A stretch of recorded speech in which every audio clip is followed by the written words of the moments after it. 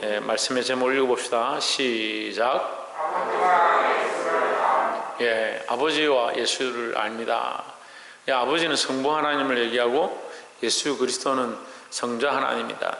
그러니까 하나님을 아는 자는 예수 그리스도를 알게 돼 있고, 예수 그리스도를 아는 자는 하나님 아버지를 알게 돼 있다라는 거죠. 그래서 나를 본 자는 아버지를 본 것이다. 요한복음 말씀이 14장을 통해서 분명히 얘기합니다. 빌립이 우리가 언제 하나님 봤습니까? 아버지를 언제 봤습니까? 하는데 나를 본 자는 아버지를 본 것이다 했습니다. 그러면 이 예수 그리스도는 아버지의 보여주십니다. 그러니까 성부 하나님의 보여줍니다. 우리에게 보여주신 아버지 하나님의 모양이다라는 거죠. 우리가 하나님을 볼 수가 없죠. 볼 수가 없는데 하나님의 모습을 우리에게 보여주셨는데, 보여주신 모습이 어떻게 나타났느냐? 예수님의 모습으로 나타났다. 그래서 예수님의 모습은 어떻습니까? 죄가 없고 완전한 모습으로 나타나셨다. 그래서 우리는 누구를 본받아야 한다? 예수 그리스도를 본받아야 한다는 거죠. 하나님은 사실 본받고 싶어도 보이지 않습니다. 보이지 않으니까 하나님께서 우리에게 보여주신 바 되었는데, 누구를 보여주셨냐? 예수 그리스도를 보여주셨다.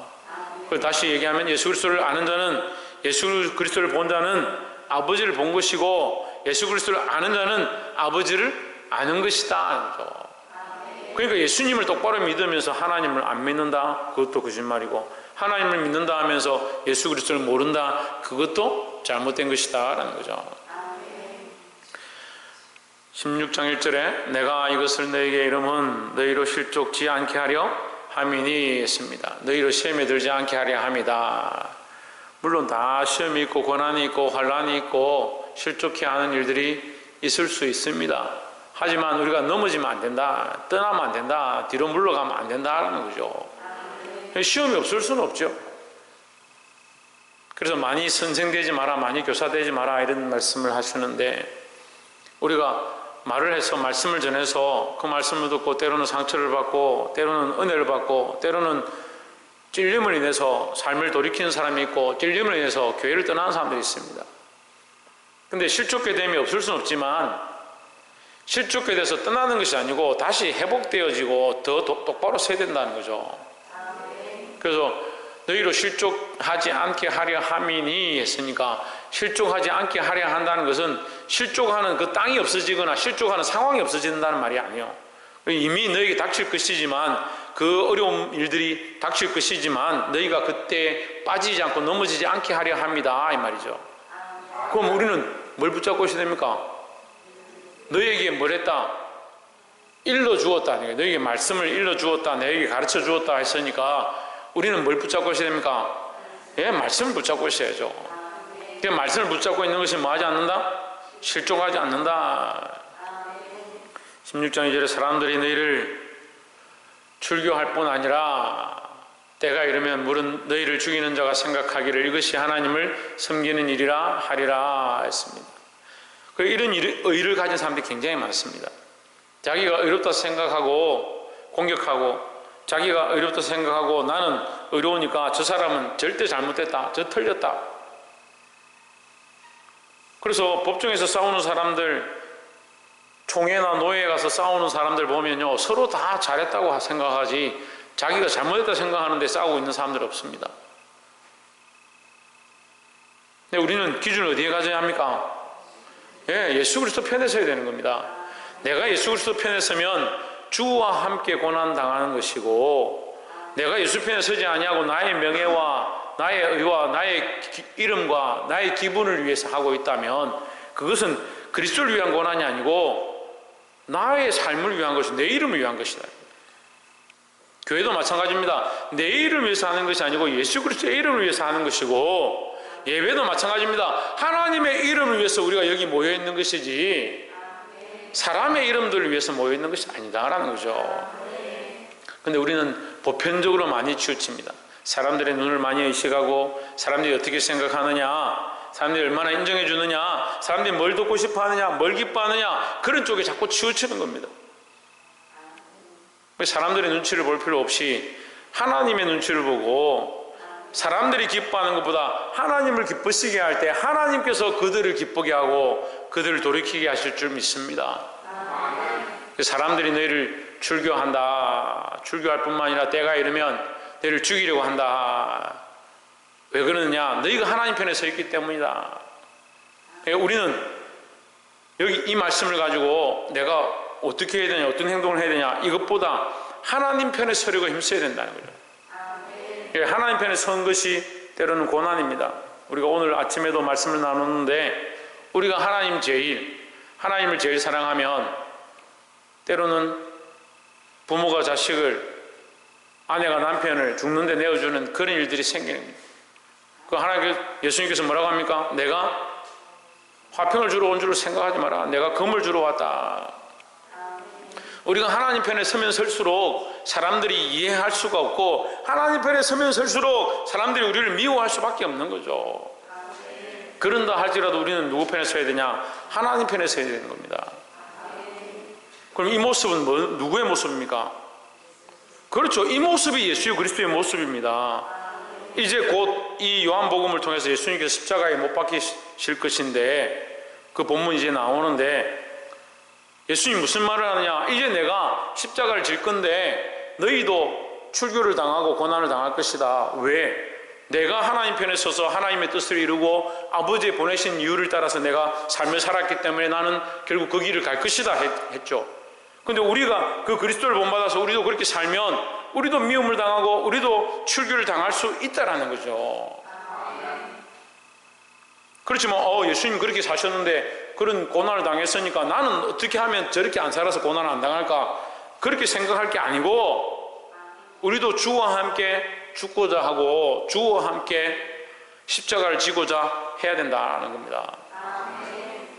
그래서 이 이후에 사도행전에 가면 베드로가 뭐라 합니까? 끌려갔지만, 감옥에 갇혔지만 뭐라 합니까?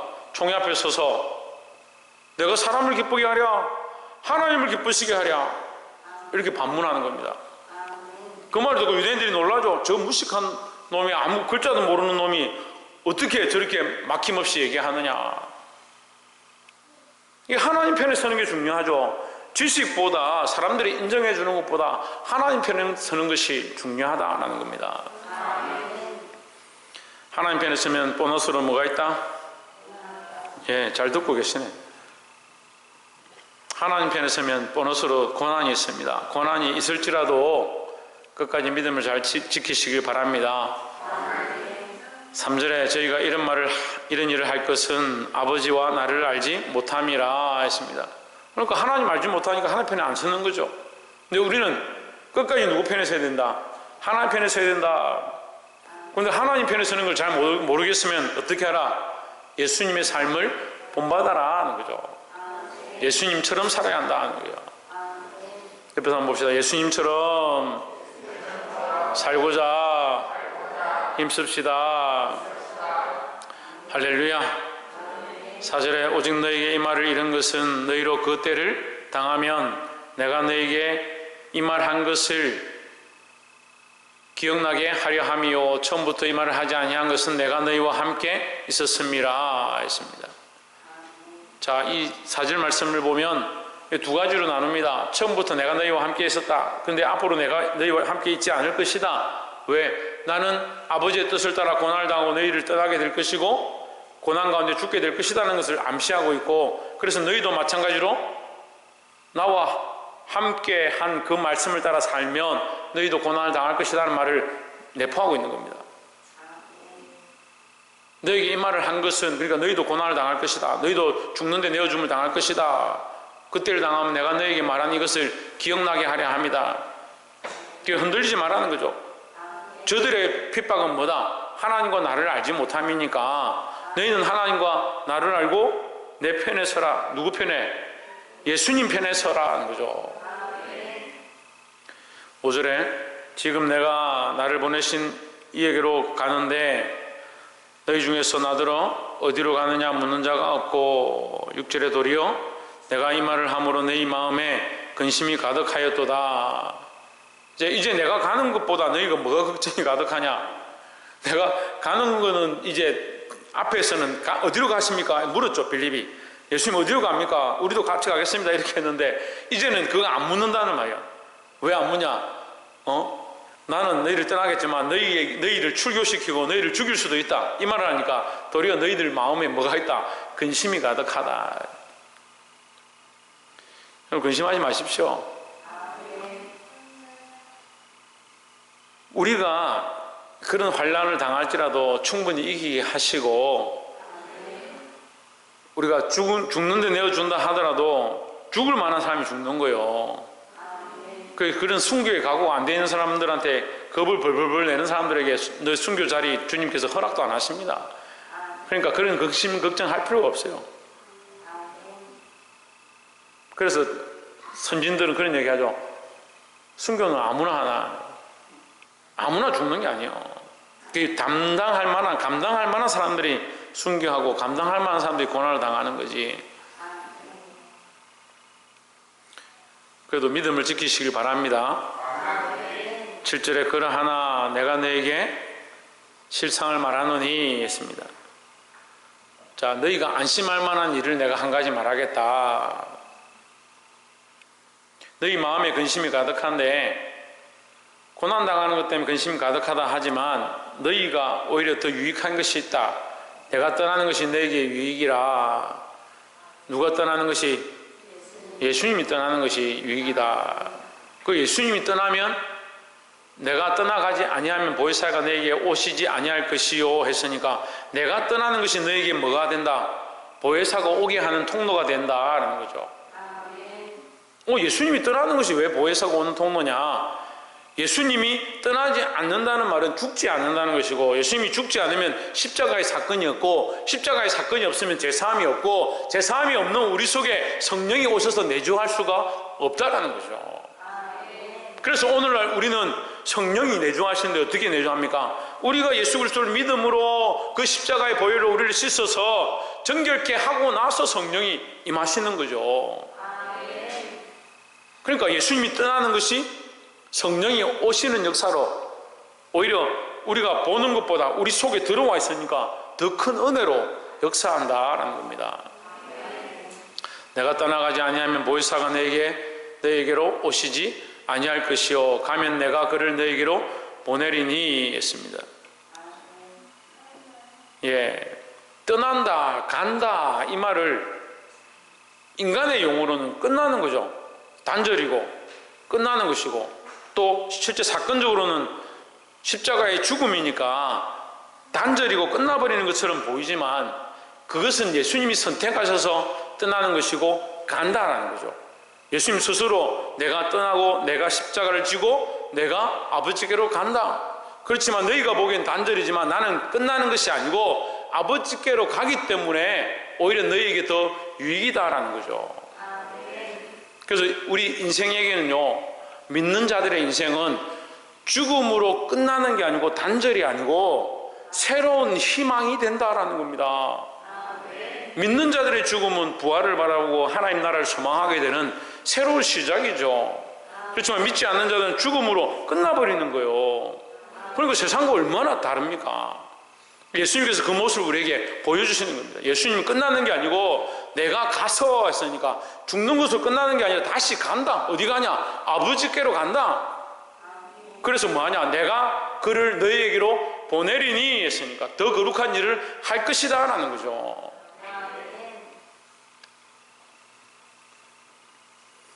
팔 절에 그가 와서 죄에 대하여, 의에 대하여, 심판에 대하여 세상을 책망하시리라 했습니다. 9절에 죄에 대하여라 함은 그들이 나를 믿지 아니함이요 했습니다.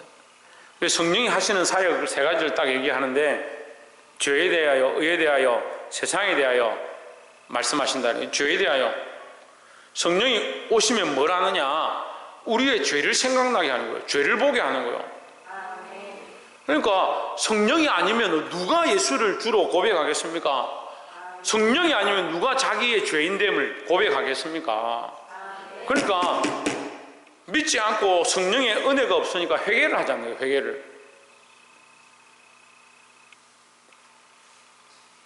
회개는요 성령의 역사입니다. 어떤 분은 저한테 와서 얘기를 하는데, 그럼 언제 언제 회개합니까? 전에 내가 회개했는데. 아니요.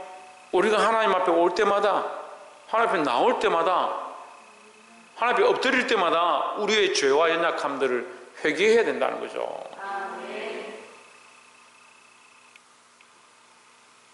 젖 먹는 아이가 자기 죄를 볼 수가 없습니다. 젖 먹는 아기가 내가 엄마한테 뭘 잘못했지 고민을 하고, 내가 젖꼭지를 이렇게 빨면 엄마가 신경질을 할까? 내가 자주 울고 기저귀에 실을 하면 엄마가 귀찮아할까? 그런 고민하는 젖 먹는 아기가 어디 있습니까? 그 애는 젖 먹을 필요 없어요. 그냥 밥 먹으면 돼요. 그런 고민하지 않습니다. 그러니까 우리가 연약할 때는요, 유치하게, 유치원적으로, 유아적으로 회개합니다. 근데 성장하면 어떻게 합니까? 우리의 잘못들을 더 밝혀봅니다. 아이들을 키워보니까요, 학생, 우리 막내도 있는데 중학교 올라가기 전까지는 잘 시도 안 해요. 중1까지는 잘 시도 안 해요. 나중에 또 속상해할라. 요즘 들어서 갑자기 막 씻는 거예요. 얼마나 치카치카도 자고. 우리 이제 청년들, 우리 아이들 이제 청년들인데, 청년부에 있는데, 아침에 일어나서 샤워하고, 저녁에 자기 전에 샤워하고, 밖에 나갔다 들어오면 또 샤워하고. 한 번은 아이들 교회 와서 놀고 씻는데 계속 씻도록 내버려 두니까 한 달에 가스비가 40만 원이 나오고. 세상에 얼마나 씻어. 그래서 제가 안 되겠다, 너 저기 레포츠 센터 가서 저기 뜻심을 놓고 저기 가서 씻으라고 보냈습니다. 왜 그럴까요? 어렸을 때는 자기가 더러운지, 자기가 뭘 잘못하고 있는지 잘 못 봅니다. 근데 성장해 가면 자기의 더러움을 보고, 자기가 씻어야 될 것들을 보고 더 깨끗해지려고 힘쓰는 거죠. 그걸 자기를 꾸미고 아름답게 하는 것은 영적인 모양, 우리가 더 중요한 게 육체보다 우리의 영을 하나님 앞에서 예수 그리스도 십자가에 비춰보면 회개할 게 얼마나 많겠습니까? 말씀을 알면 알수록, 하나님을 가까이 가면 갈수록 우리의 부끄러움을 얼마나 볼 수 있겠습니까? 그러니까 죄에 대하여 생각하라는 거예요. 그 성령이 오셔서 뭘 보게 하시냐? 죄를 보게 하시는 겁니다.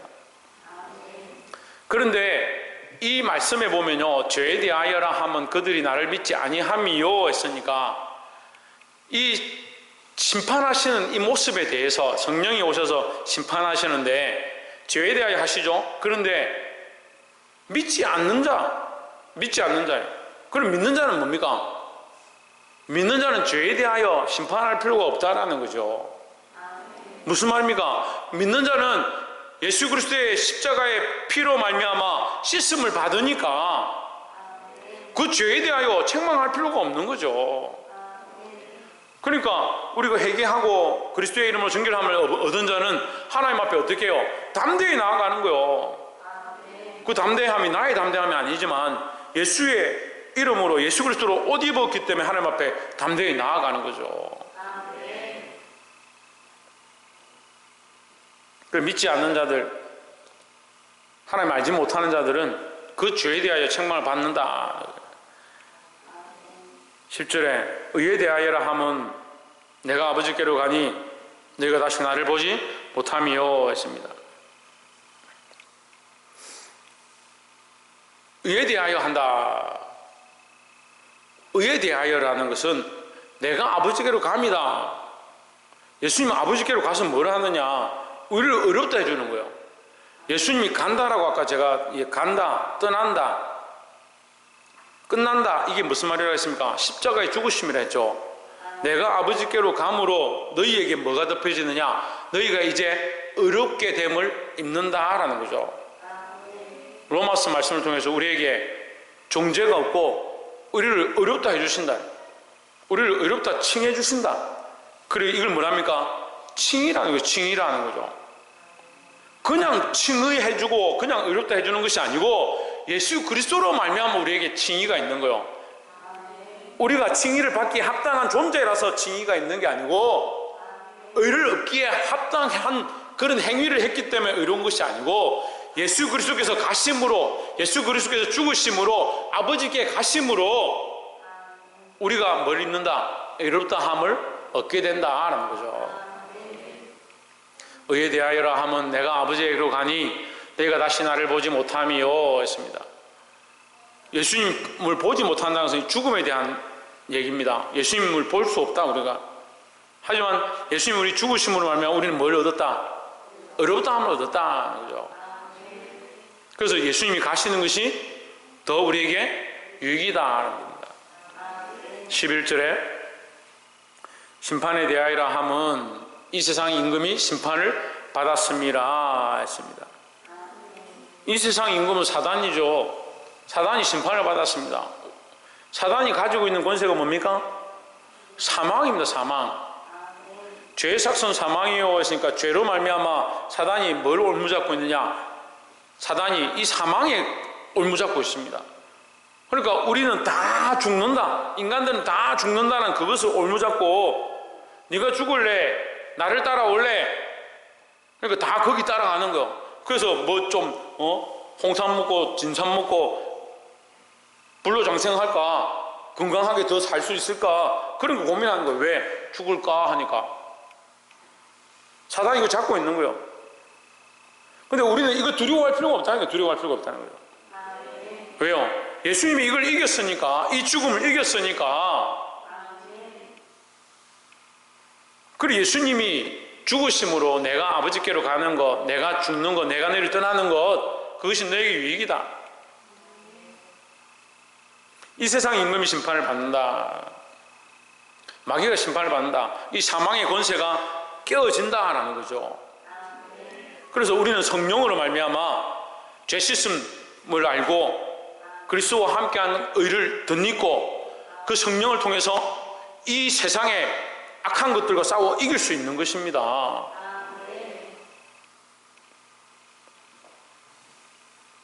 그래서 로마서 8장 통해서 뭐라고 합니까? 우리는 우리의 죄와 사망의 법에서, 우리는 죄와 사망의 법에서 생명의 성령의 법이다. 죄와 사망의 법이 우리를 이제 더 이상 올가매지 못한다. 우리는 생명의 성령의 법이 나를 자유케 했다. 우리를 자유케 했다라는 거죠. 그래서 심판이 나에게 없다. 심판이 나에게 없습니다.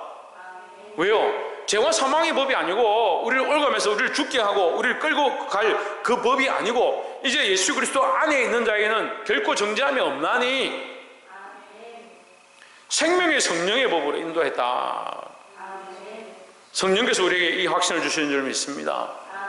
심판을 당하지 아니하고 예수 그리스도로 말미암아 영원한 구원을 얻게 되는 이 축복의 확신들을 늘 가지시기를 주의 이름으로 축원합니다.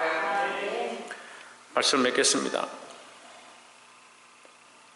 오늘 요한복음 16장 1절부터 11절까지 통해서 아버지와 예수님을 알미라는 제목으로 우리가 함께 말씀을 나눴는데, 예수님께서 예수님을 따라 살아가는 제자들에게 고난이 있을 것을 가르쳐 주셨고, 또한 그 고난이 닥칠 때에 넘어지지 않도록, 실족하지 않도록 일러주셨습니다. 우리도 이 시대에 믿음으로 사는 것, 주를 위해 사는 것, 고난이 있는 줄 믿습니다.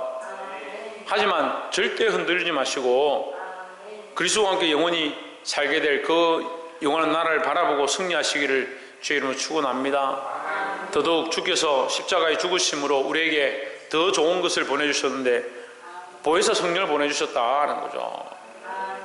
그래서 성령 안에 죄 씻음을 받고 죄의 자유함을 얻고 하나님 앞에 의롭다함을 입어서 담대히 나아가고 우리를 죄로 얽매여서 심판의 자리에 자꾸 끌고 가는 사단을 싸워 이기시기를 주의 이름으로 축원합니다. 그것이 우리의 힘으로 되는 것이 아니라 예수 그리스도의 이름으로 가능하고 그리스도께서 이기신 이 승리 위에 함께 동참할 수 있는 저와 여러분의 삶이 되기를 주의 이름으로 축원합니다. 기도하겠습니다.